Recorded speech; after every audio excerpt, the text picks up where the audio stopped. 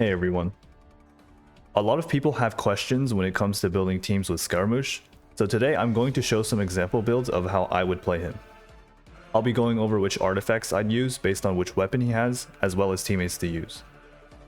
Now keep in mind that this is how I would build him. There isn't necessarily a correct way to build him, but rather optimal ways.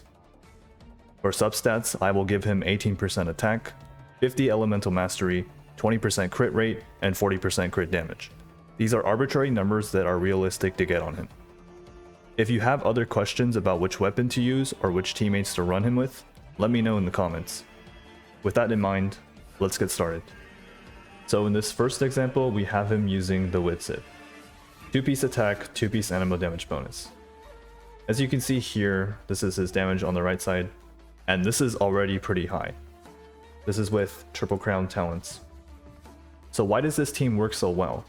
Well, Farazan gives him animal damage bonus as well as shredding animal resistance. Rosaria can give up to 15% crit rate, but usually it's about 10%, and she can also use 4-piece noblesse to give him 20% attack. And then Kokomi is here to provide heals, as well as providing Thrilling Tales to Wanderer, as well as using 4-piece tenacity to give him 20% attack. So in total, he's getting buffed like crazy with these party members.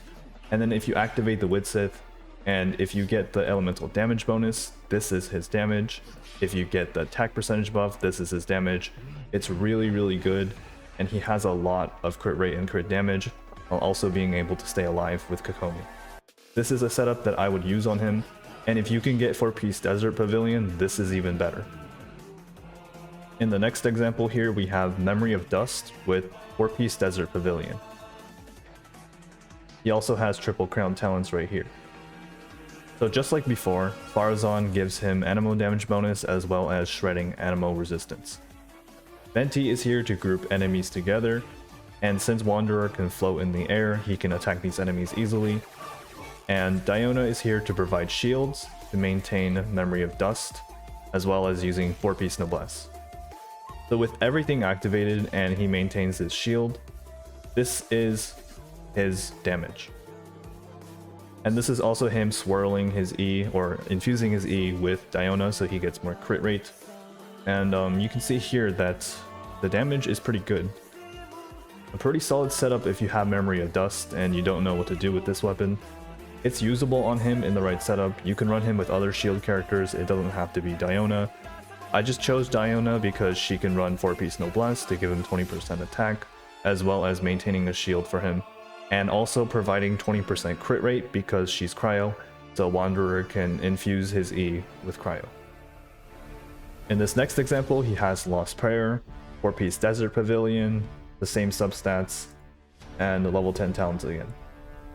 So with Xiangling giving him the chili pepper buff as well as doing a ton of pyro damage off-field, she's a good party member.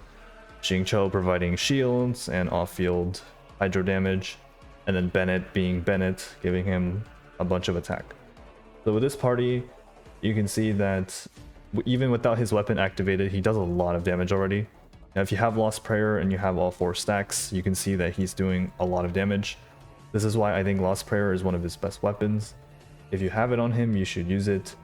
There's also another setup where if you run him with cryo, you can get really high crit rate without even worrying about crit rate on your substats.